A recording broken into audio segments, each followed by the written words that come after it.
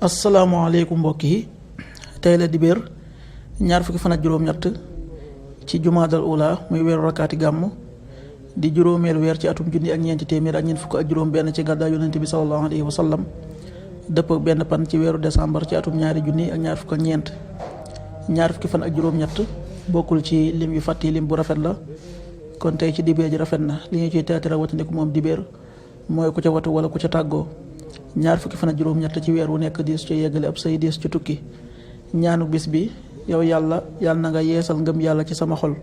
allahumma jaddidil imaana fi qalbi allahumma jaddidil imaana fi qalbi. xadiisu bis bi yonente bi sallallahu alayhi wa sallam nee na waat yi sunu borom gën a sopp mooy subhaanallahi wa bihamdi. xadiis bi muslim nettali na ko.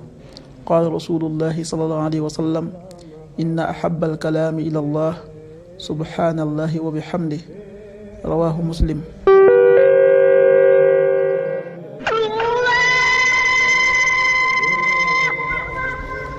waxtu julli yi suba waxtoom dana tàbbi 5h58 juróomi waxtu yu tegal juróom fukki simili ak juróom-ñett.